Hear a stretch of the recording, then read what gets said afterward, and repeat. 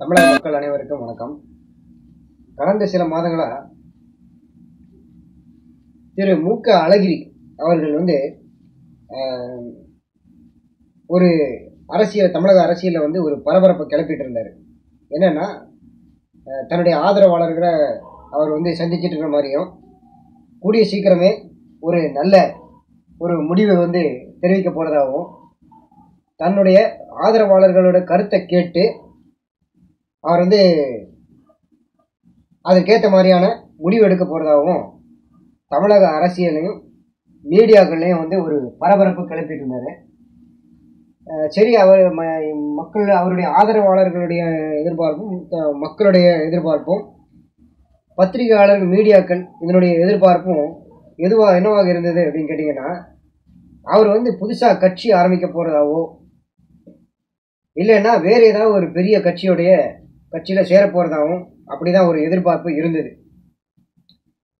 கடந்த சில பாத்தீங்கன்னா ரஜினிகாந்த் கட்சி ஆரம்பிக்க போறதாகவும் அதுல சேர போறதாகவும் ஒரு வதந்திகள்லாம் கிளம்பி வந்துட்டு இருந்தது. இந்த இதுக்கு மத்தியில அவர் ரஜினிகாந்த் கட்சி ஆரம்பிக்க போறதில்லை அப்படின்னு ஒரு முடிவு எடுத்த பிறகு இவர் தன்னுடைய ஆதரவாளர்களோட கருத்துக்களை கேட்டு புது கட்சி ஆரம்பிக்க போறதாட்டு ஒரு இது வந்தது.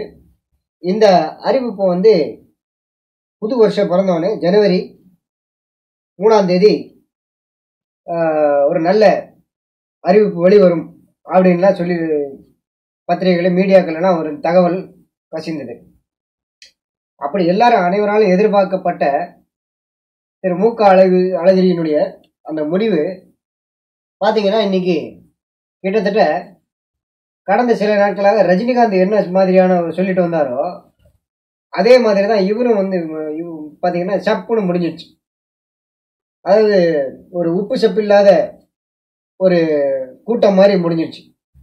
அந்த கூட்டத்தில் அவர் ஆதரவாளர்கள்லாம் சந்திச்சு ஒரு புது கட்சியை ஆரம்பிக்க போறதை பத்தி நான் முடிவு உறுதியான முடிவு சொல்லுவாரு அப்படின்னு பார்த்தா, கடந்த வருடங்கள்ல அவர் திமுகவில் இருந்தது, அந்த கட்சியை விட்டு நீக்கப்பட்டது, ஸ்டாலினை முன்னிறுத்தி அவர் கட்சியில அவருக்கு தலைவர் பதவி வாங்கி கொடுத்தது, கட்சியில நிறைய பேரை மந்திரியாக்கின, அவங்கெல்லாம் நன்றி இல்லாதவங்களாயிட்டாங்க அப்படிங்கிற மாதிரிலாம் பேசி கடைசியில் அந்த மீட்டிங்கே ஒரு உப்பு சப்பு இல்லாத மாதிரி ஆக்கிட்டாரு.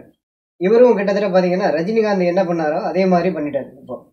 இப்போ இவர் புதுசா கட்சி ஆரம்பிப்பாரா இல்லைன்னா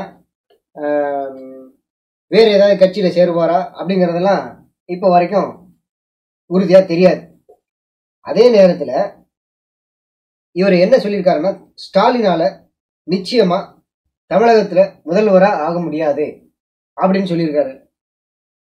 இந்த இவருடைய பேச்சு கூட நம்ம உறுதியா நம்ப முடியாது. ஏன்னு கேட்டீங்கன்னா, அண்ணன் தம்பிகளுக்குள்ள இன்னைக்கு சேர்ந்துப்பாங்க, இன்னைக்கு சண்டை போட்டுப்பாங்க, நாளைக்கு சேர்ந்துப்பாங்க, அந்த மாதிரிதான்.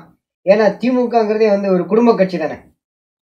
அப்படிங்கும்போது அண்ணன் தம்பிக்குள்ள இன்னைக்கு சண்டை போட்டுப்பாங்க, நாளைக்கு சேர்ந்துப்பாங்க. இன்னைக்கு இந்த மாதிரி சொல்லுவாரு, நாளைக்கு அவங்க குடும்பத்துல எல்லாருமா சேர்ந்து மு.க. அழகிரியை கூப்பிட்டு உட்கார வச்சு பேசி அவருக்கு கட்சியில ஒரு முக்கியமான பொறுப்பு கொடுத்து இந்த தேர்தலுக்காக 2021 தமிழக சட்டமன்ற தேர்தலுக்காக அவரை வேலை செய்ய சொன்னாங்க அப்படின்னா கண்டிப்பா அவர் செய்யதான் செய்வார்.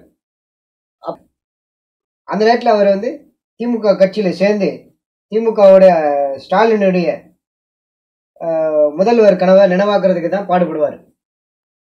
அதனால இவர் கூட உறுதியான முடிவை இன்னும் சொல்லலை. அதனால இந்த முடிவு கூட மக்கள் நம்ப முடியாது. நன்றி. மீண்டும் அடுத்த ஒரு பதிவில் சந்திப்போம்.